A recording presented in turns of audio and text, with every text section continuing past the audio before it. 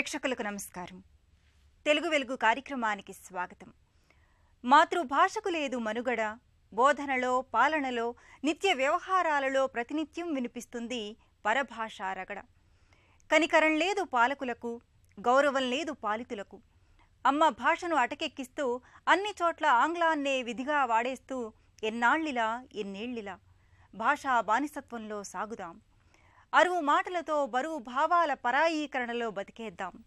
తెలుగు నుడులను బడులకు దూరం చేద్దామంటూ పరభాషపై క్రమక్రమంగా పెరుగుతున్న మోజును, స్వభాషపై వీడుతున్న మమకారాన్ని కవిత్వీకరించారో కవి. అలాంటి తెలుగు భాషా విశేషాలను విభిన్న అంశాల ద్వారా మీ ముందుకు తెస్తోంది ఈ వారం తెలుగు వెలుగు.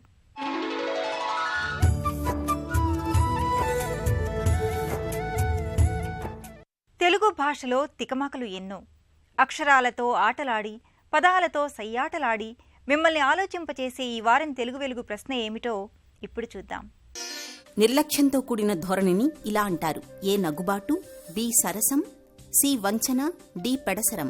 మీ జవాబు టీవీ అని టైప్ చేసి స్పేస్ ఇచ్చి మీ సమాధానం నగుబాటు అయితే ఏ, సరసం అయితే బి, వంచన అయితే సి, పెడసరం అయితే డి అని టైప్ చేసి 56263579కి SMS చేయండి. ప్రశ్న మరోసారి: నిర్లక్ష్యంతో కూడిన ధోరణిని ఇలా అంటారు: ఏ నగుబాటు, బి సరసం, సి వంచన, డి పెడసరం. మీ జవాబు టీవీ అని టైప్ చేసి స్పేస్ ఇచ్చి మీ సమాధానం నగుబాటు అయితే ఏ, సరసం అయితే బి, వంచన అయితే సి, పెడసరం అయితే డి అని టైప్ చేసి 56263579కి SMS చేయండి. భాషకు సంగీతం, చలనచిత్రానికి పాట అలంకారాల్లాంటివి. అలాంటి పాటలు తెలుగు భాషలో కోకొల్లలు. ఇప్పుడు ఓ పాటలోని పదాల వెనుకున్న భావాన్ని తెలుసుకుందాం.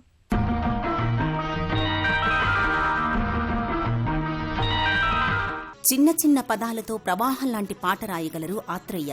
మనసుకి భాష్యం చెప్పిన అక్షరయోగి. మామూలు మాటల్ని పాటలుగా చేసిన ప్రతిభాశాలి.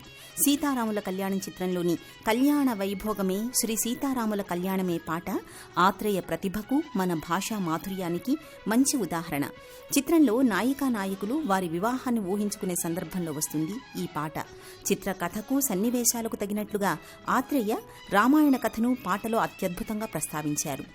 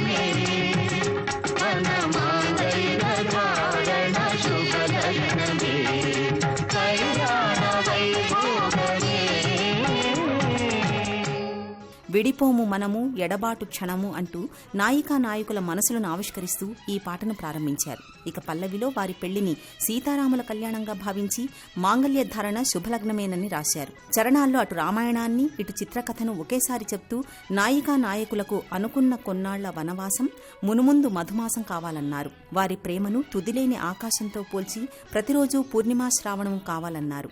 రెండో చరణంలో వివాహాన్ని, వారి మనసుల్లోని ప్రేమను కలిపి చెప్తూ వారిలోని మరులే మరుమల్లె విరిమాలని, మురిపాల ముత్యాలే తలంబ్రాలని రాశారు. ఆ తర్వాత వారిరువురి హృదయాల నాదాలే వేదాలని, అంతరంగాలే వేదికని చెప్పారు. మూడో చరణంలో నాయికా నాయకుల ప్రేమలోని గాఢతను వారితోనే చెప్పిస్తూ వలచాము నిలిచాము దీక్షగా, మనసైన మనసొకటే సాక్షిగా అని రాశారు కవి. ఇక పాటలో చివరిగా వారి భవిష్యత్తును కూడా వర్ణిస్తూ గెలిచాము కలిశాము దివిమెచ్చగా, కలకాలముందాము నులివెచ్చగా అని వారిలోని కాంక్షను కూడా వెలిబుచ్చారు పాటలో ఆత్రేయ. పాటలో వనవాసము, మధుమాసము, ఆకాశము, శ్రావణము, విరిమాలగా, తలంబ్రాలుగా, సాక్షిగా, దీక్షగా, దివిమెచ్చగా, నులివెచ్చగా వంటి అంత్యప్రాసలు శ్రావ్యతతో ఆకట్టుకున్నాయి. ప్రేమను తుదిలేని ఆకాశంగా, రోజులను పూర్ణిమా శ్రావణంగా, హృదయనాదాలను వేదాలుగా, అంతరంగాలను వేదికగా భావించడం ఉపమాలంకారాలకు మంచి ఉదాహరణలు. మన తెలుగు భాషలోని అందమైన పదబంధాలతో, అరుదైన ప్రయోగాలతో ఈ పాట ఎప్పుడు విన్నా మన మనసుల్ని ఇట్టే కట్టిపడేస్తుంది. కథలంటే చిన్నారులకు ఎంతో ఇష్టం.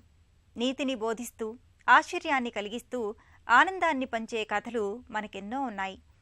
అలాంటి అచ్చమైన తెలుగు కథలకు నేటి చిన్నారులు దూరమవుతున్నారు.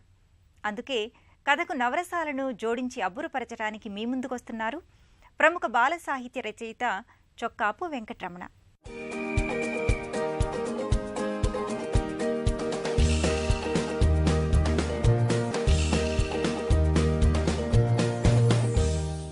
మనం పిల్లలకి చక్కటి భాష నేర్పాలి, వ్యక్తిత్వ వికాసాన్ని కలిగించే చక్కటి కథలు చెప్పాలి. యుక్తిని, చమత్కారాన్ని ప్రబోధించే ఉత్సాహభరితమైన కథలు చెప్పడం ద్వారా పిల్లల్లో ఆసక్తి పెరుగుతుంది, భాష పట్ల అనురక్తి పెరుగుతుంది. ఇలాంటి ఒక మంచి కథ మనం ఇప్పుడు విందాం. అనగా అనగా అనగా ఒక ఊళ్ళో రామానంద స్వామి అని ఒక సాధువు ఉండేవాడు. ఆయన దగ్గరికి వచ్చే భక్తులకి ఎన్నో సలహాలు ఇస్తూ ఉండేవాడు. అందరూ బాగుండాలి, అందరూ క్షేమంగా ఉండాలి, అందరూ పక్కవాళ్ళకి సాయం చేయాలి, ప్రతినిత్యం భగవంతుడిని ప్రార్థించాలి, ఇలాంటి మంచి విషయాలు చెబుతూ ఉండేవాడు. ఆయన దగ్గరికి భక్తులు తండోపతండాలుగా వచ్చి ఆయన సలహాలు తీసుకొని ఆయనకి మొక్కి వెళుతూ ఉండేవాళ్ళు. ఒకసారి ఆయన ఏం చేశాడంటే పక్క ఊరికి ప్రయాణం అయ్యాడు. మధ్యలో ఒక అడవి మార్గం ఉంది. అడవిలోని అలాగ వెళ్ళగా వెళ్ళగా వెళ్ళగా కొంచెం దూరం వెళ్ళేసరికి ఆయాసం వచ్చింది. ఒక చెట్టు నీడన విశ్రమించాడు. కొంచెం అలసట తీరిన తర్వాత ఆ పక్కనున్న చెరువులో మంచినీళ్ళు తాగి మళ్ళీ ప్రయాణం మొదలెట్టాడు. ఉన్నట్టుండి ఆయనకి ఒక సింహం అరుపు వినిపించింది. ఆ సింహం తన మీదకి వచ్చేస్తుందేమో, చాలామంది అడవి నుంచి ప్రయాణం చేద్దాము అని అనుకుంటున్నాను అనగానే అక్కడ అడవి జంతువులు ఉన్నాయి, పులులు, సింహాలు ఉన్నాయి, వెళ్ళకండి వెళ్ళకండి, ఒంటరిగా వెళ్ళకండి అని చెప్పేసి చెబితే నేను వినకుండా వచ్చేసాను, ఇప్పుడు ఏమిటి నా పరిస్థితి అని అతను ఆలోచిస్తున్నంతలోనే ఆ సింహం అరుపు మళ్ళీ వినిపించింది. అది ఉన్నట్టుండి దగ్గరగా అవుతూ ఉంది. దగ్గర అవుతూ ఉంటే ఏం చేయాలో పాలుపోలేదు, పరిగెత్తే సత్తువ లేదు. అప్పటికే చాలా దూరం నడిచి వచ్చాడు ఆయన. అంతలోనే మళ్ళీ సింహం గాండ్రింపు వినిపించింది. అంత దూరంలో సింహం కనిపించింది. వణికిపోతున్నాడు. ఇప్పుడు ఏం చేయాలి భగవంతుడా, నా పరిస్థితి ఏమిటి అని అనుకుంటున్నాడు. సింహం వేగంగా దగ్గరికి వచ్చింది. దగ్గరికి రాగానే ఇంకా ఆ రామానంద స్వామికి ఏమీ పాలుపోలేదు. నా మరణం ఖాయం, ఈ సింహం నా మీద పడి తినేస్తుంది అని చెప్పేసి అతను ఏం చేశాడంటే చివరి క్షణాల్లో భగవంతుడిని ప్రార్థిద్దాం అని చెప్పేసి మోకాల మీద కూర్చున్నాడు. మోకాల మీద కూర్చొని రెండు చేతులు పైకెత్తి కళ్ళు మూసుకొని భగవంతుడా నన్ను రక్షించు అని చెప్పేసి మనసులోని ప్రార్థన చేయడం మొదలెట్టాడు. ఒక 5 నిమిషాల సేపు చేశాడు ప్రార్థన. 5 నిమిషాల తర్వాత కళ్ళు తెరిచి చూశాడు. కళ్ళు తెరిచి చూసేసరికి ఆశ్చర్యం. ఎదురుగా సింహం అంత దూరంలోనే 4 అడుగుల దూరంలోనే ఉంది సింహం. అది కూడా మోకాల మీద కూర్చుంది, కళ్ళు మూసుకొని ఆకాశం వైపు తల ఎత్తి అది కూడా ప్రార్థన చేస్తుంది. అంటే ఆశ్చర్యపోయాడు రామానంద స్వామి.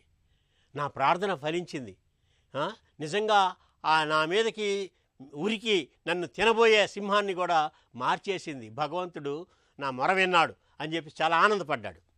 ఆనందపడిన తర్వాత ఆ సింహం వైపే చూస్తున్నాడు. ఆ సింహం కళ్ళు తెరిచింది. ఆ సింహాన్ని చూసి అన్నాడు, ఓ సింహరాజమా, చాలా సంతోషంగా ఉంది, నీలో మంచి మార్పు వచ్చిందని నాకు చాలా సంతోషంగా ఉంది. ఎందుకంటే నువ్వు నా మీదకి పడబోయే సమయంలోనే నేను భగవంతుడిని ప్రార్థించాను, భగవంతుడా ఈ సింహం బారి నుంచి నన్ను రక్షించు, నాకు ఎలాంటి అపాయం లేకుండా చూడు అని చెప్పేసి నేను ఆ భగవంతుడిని ప్రార్థించాను. ఆ భగవంతుడు నా మాట విన్నాడు. నిజంగా చాలా సంతోషంగా ఉంది. అది సరే కానీ నువ్వు కూడా కళ్ళు మూసుకొని 2 ముందు కాళ్ళు పైకెత్తి ప్రార్థించావు కదా, నువ్వేంటి ప్రార్థించావు? నువ్వు కూడా మంచి విషయాలు ప్రార్థించుంటావు, ఏం ప్రార్థించావు అని చెప్పి సింహాన్ని అడిగాడు. ఆ సింహం పకాలు నవ్వింది. అది ఏమిటి సింహరాజమా అలాగే నవ్వుతున్నావు అన్నాడు. నిన్ను రక్షించమని నువ్వు ప్రార్థించావు, నా బారి నుంచి రక్షించమన్నావు, నీకు ఎలాంటి అపాయం లేకుండా రక్షించమని దేవుడిని ప్రార్థించావు, నీ దేవుడు నీ మొర విన్నాడని నువ్వు అనుకుంటున్నావు.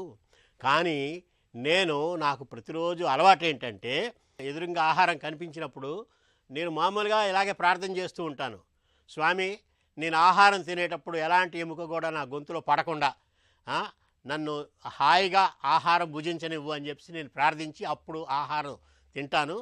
ఇది రోజు నాకు అలవాటే. ఇప్పుడు నిన్ను హాయిగా తినబోతున్నాను అని చెప్పేసి గపిక్కిన వాడి మీదకి దూకి వాడిని చంపేసింది. ఎవరి ప్రార్థన వాళ్ళదంటే ఇదే. చమత్కారపూరితమైన ఈ కథ పిల్లల్లోని ఒక ఆలోచనలు రేకెత్తిస్తుంది. ఎదుటివాళ్ళు ఆలోచన ధోరణి ఎలా ఉంది, మన ఆలోచన ధోరణి ఎలా ఉంటుంది అనేది ఈ కథ వలన మనకి అర్థమవుతుంది.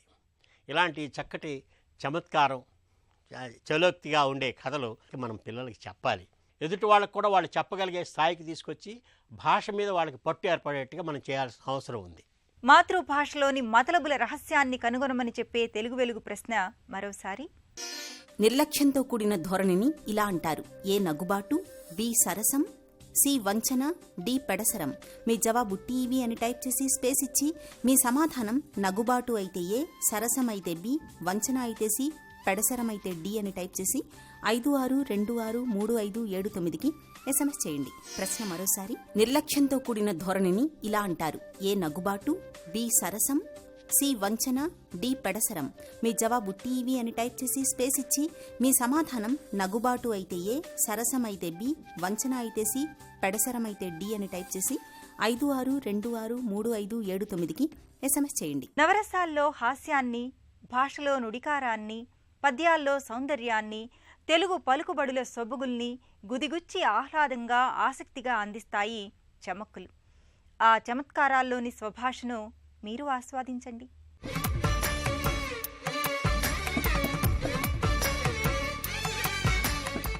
తెలుగువారు సేవించేటువంటి భోజన పదార్థాల మీద చాలా చమత్కార పద్యాలున్నాయి. ప్రత్యేకించి గోంగూర పచ్చడి మీద కూడా చెప్పిన వాళ్ళు చాలామంది ఉన్నారు. మరొక చమత్కార పద్యం కవివెవరో తెలియదు కానీ గోంగూర పచ్చళ్ళలో ఏం కలుపుకోవాలో, ఎలా తినాలో, ఎలా వేయించాలో, ఎలా పోపు పెట్టాలో కూడా చెప్పారు. వెల్లుల్లి బెట్టి పొగచిన పొల్లని గోంగూర రుచిని పొగడగవశమ, మొల్లముగ నూనె వేసుక కొల్లగ భుజింపవలయు గువ్వల చెన్న. గువ్వల చెన్న శతకంలోది ఇది. గువ్వల చెన్నడే రాశాడని అంటూ ఉంటారు. లేదు ఆ మకుటంతో వేరే వాళ్ళు రాశారనే వాళ్ళు కూడా ఉన్నారు. స్పష్టంగా పేరుంది కాబట్టి గువ్వల చెన్నడే అనుకుందాం హాయిగాను. తెలుగు వాళ్ళకి తగిన పేరేది. ఎంత ఆ రుచుల గురించి ఎంత పద్ధతిగా చెప్పారో చూడండి. మంచి ఆసక్తి కలిగల. నాకు ఇష్టం లేదనేవాడు కూడా తినాలంతే. రుచి మీద పద్యం అంటే అర్థం అది, పచ్చడి మీద పద్యం అంటే అర్థం అది. వెల్లుల్లి బెట్టి పొగచిన. కొన్ని నుడికారాలు కొన్ని భాషల్లోనే ఉంటాయండి, కొన్ని జాతుల వారికే తెలుస్తాయండి. ఈ పొగచి అనేది అటువంటిది. పోపు పెట్టడమే అయినప్పటికీ ఆ పొగచి అన్న దాంట్లో ఇంకొక విశేష ప్రక్రియ ఉంది. అది చేసేటప్పుడే చూడాలి. ఏమాత్రం మాడిపోకుండా చూసుకోవాలి. కాస్త వెల్లుల్లి తగిలించాలి, మరీ ఎక్కువ కూడదు. వెల్లుల్లి ఆరోగ్యానికి మంచిది. ఉల్లు చేసిన మేలు తల్లి అయినా చేయలేదు అంటే వెల్లుల్లి గురించే వచ్చింది, నీరుళ్ళిపాయ గురించి కాదు. వైద్యంలో, ఆయుర్వేద వైద్యంలో వెల్లుల్లి చాలా గొప్ప ఔషధం.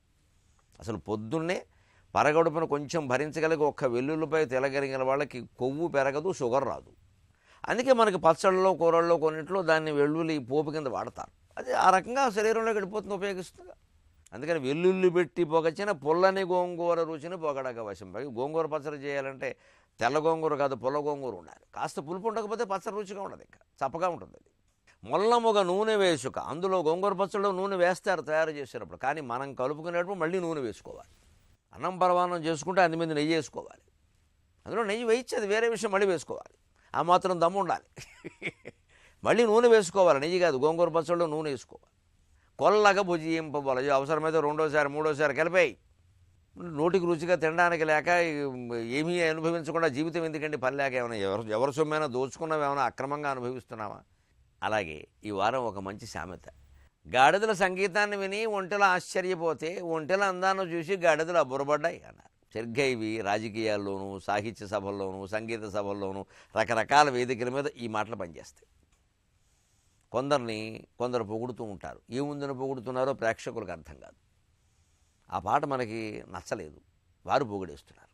వారి ప్రసంగం మనం విసిగెత్తిపోయి విన్నాం, తర్వాత వాడి ప్రసంగం కోసం ఉన్నాం. కానీ ఈ ముందు అధ్యక్షుడో మరొకరో వారిని పొగిడేస్తున్నారు బ్రహ్మాండంగా. మనకు అర్థం కాదు. అప్పుడే వచ్చింది, గాడిదల సంగీతానికి ఒంటెలు ఆశ్చర్యపోతే ఒంటెల అందం చూసి గాడిదలు అబ్బురపడ్డాయి అన్నారు. గాడిద సంగీతం పాడుతుందా? అది ఒంటరి పడుతుంటే వినలేక మనం చచ్చిపోతుంటే ఒంటె ఇలా చూసి అందట. మరి అవును, అప్పుడు నువ్వెంత అందంగా ఉన్నావు అని గాడిదని. మరి ఒంటె అందం, గాడిద సంగీతం రెండూ చెప్పాలి. ఇంకా వీరి ప్రసంగము చెప్పాలి, వారి పాట చెప్పాలి. ఇంకా ఇది ఎందుకంటే ముందే పరస్పర ఒప్పందం అంటారు దీన్ని. సభల్లో 3 రకాల డబ్బాలు ఉంటాయి. ఒకటి సొంత డబ్బా, 2 పర డబ్బా, 3 పరస్పర డబ్బా. ఒక ఆయన ఎంతసేపు ఆయన సొంత డబ్బాయే ఎంతసేపు నావి అని చెప్తే అసలు పుస్తకం మీద మాట్లాడు, ఈయన గురించి ఏం చెబుతూ ఉంటాడు. ఇంకొక ఆయన పరడబ్బా, ఎవరినో ఏదో ప్రయోజనాల కోసం పొగుడుతూ ఉంటారు. అక్కడ నాయకుల్లో ఎవరో వస్తారుగా వాళ్ళని పొగుడుతూ ఉంటాడు. ఇది పరస్పర డబ్బా అంటే ముందే వస్తారు ఇద్దరు. సాధారణంగా ఊరికో ఇద్దరు ఉంటారు ఇలాంటి వాళ్ళు. వీరిద్దరూ ముందే ఒప్పందం. మనం ప్రతి సభకి పెడుతూ ఉంటాం కదా, నేను పొగిడితే బాగుండదు, నువ్వు నన్ను పొగుడు, నేను నిన్ను పొగుడుతా. ఇది పరస్పర డబ్బా అంట.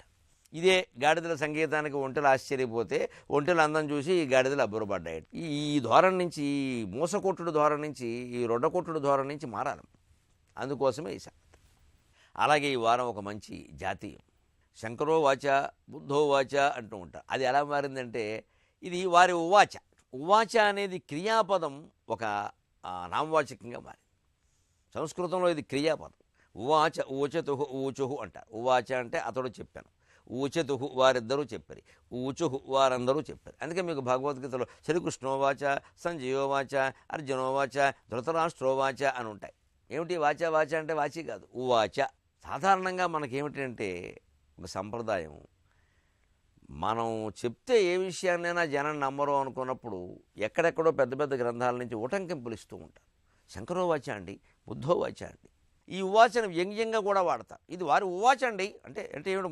సామాన్యుడు ఎవడైనా శంకరాచార్యుల్లాగా ఏదో గొప్పది చెప్పేసి నటిస్తే ఇది వారి ఉవాచ అండి వ్యంగ్యంగా వాడతారు పత్రికలు. అది పెద్ద చల్లని మాటే, కానీ వారు చెప్పారుగా, ఇంక వారు చెప్తే వారు శంకరోవాచ అంటే ఉవాచ అనే మాట గౌరవనీయ వ్యక్తులకు వాడతారు. కాబట్టి మామూలు వాళ్ళు కూడా తనదేదో పెద్ద మాట కింద చెబితే ఇది వారి ఉవాచ అని వ్యంగ్యార్థకంలో కూడా వాడతారు. అలాగే ఈ వారం ఒక మంచి చలోక్తి. చిలకమర్తి వారు గణపతి లెవెల్లో ఓ చమత్కారం చేస్తారు. వర్ణించదలుచుకుంటే దేన్నైనా ఎంత గొప్పగానైనా వర్ణించవచ్చు. అందులో గంగాధరుడు ఒక వంట బ్రాహ్మణుడు ఉంటాడు. అతన్ని వర్ణిస్తాడు ఆయన. నువ్వు కావడితో నీళ్లు మోస్తూ ఉంటే గాంధీవం పట్టుకున్నట్టే ఉంటుందయ్యా. నువ్వు పచ్చడి బండి పట్టుకుని పచ్చడి రుబ్బుతూ ఉంటే బలరాముడు నాగలి పట్టుకున్నట్టే ఉందయ్యా. నువ్వు పళ్ళెం పట్టుకుని వడ్డం చేస్తూ ఉంటే సుదర్శన చక్రం పట్టుకున్నట్టే ఉందయ్యా. నువ్వు చిమ్మిల ముద్దలు పెద్దవి మింగుతూ ఉంటే శివుడు విషం మింగుతున్నట్టే ఉంటుంది అన్నాడు చివరికి. అంటే ఆ వర్ణనాశక్తి ఎలా ఉంటుందంటే గణపతి లాంటి నవలల్లో అసలు అవి చదివితేనండి మా ఊహ అనేది ఎలా ఉంటుందో తెలుస్తుంది. అంటే మనిషి భావుక శక్తి ఉంటే, భాషాపరమైన పాండిత్యం ఉంటే దేన్నైనా ఎలాగైనా వర్ణించవచ్చు అనడానికి ఇలాంటి చలోక్తులు మనకి గణపతి నవలలో చాలా కనపడతాయి. ఇలాంటి కొన్ని భాగాలు పాఠ్యపుస్తకంలో పెడుతుంటే పిల్లలు ఆనందంగా చదువుకుంటారు. వాళ్ళు కూడా ఇలాంటి చమత్కారాలు చలోక్తులు నేర్చుకుని తెలుగులోనే చమత్కారాలు పండిస్తారు. గొప్ప రచయితలు అవుతారు. పూర్వం వాళ్ళు అయ్యారు అంటే అలాగే అయ్యారు. అనుకరించక్కర్లేదు, కొత్తవి సృష్టిస్తారు. కానీ మూలం ఉండాలి కదా. తెలుగు వెలుగు ప్రశ్న మరోసారి. నిర్లక్ష్యంతో కూడిన ధోరణిని ఇలా అంటారు: ఏ నగుబాటు, బి సరసం, సి వంచన, డి పెడసరం. మీ జవాబు టీవీ అని టైప్ చేసి స్పేస్ ఇచ్చి మీ సమాధానం నగుబాటు అయితే ఏ, సరసం అయితే బి, వంచన అయితే సి, పెడసరం అయితే డి అని టైప్ చేసి 56263579కి SMS చేయండి. ప్రశ్న మరోసారి. నిర్లక్ష్యంతో కూడిన ధోరణిని ఇలా అంటారు: ఏ నగుబాటు, బి సరసం, సి వంచన, డి పెడసరం.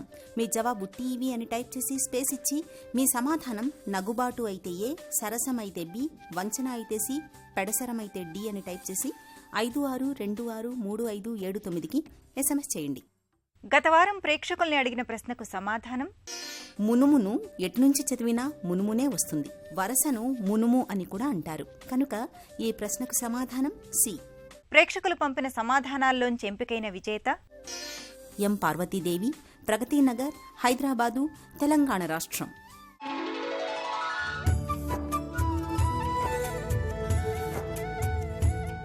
తెలుగు భాషా వ్యాప్తికై ఎందరో ప్రముఖులు ఎన్నో రకాలుగా కృషి చేస్తున్నారు. వినూత్న రీతుల్లో స్వభాషాభిమానాన్ని చాటుకుంటున్నారు. అలాంటి వాళ్ల స్ఫూర్తి కథనాల వేదికే తెలుగు వెలుగు. మీరు సంప్రదించవలసిన చరవాణి సంఖ్య 9394489229. చరవాణి సంఖ్య మరోసారి 9394489229. తెలుగు భాషా చైతన్యాన్ని మనందరిలో నింపే మరికొన్ని అంశాలతో వచ్చే వారం తెలుగు వెలుగులో మళ్ళీ కలుద్దాం. అంతవరకు సెలవు. నమస్కారం.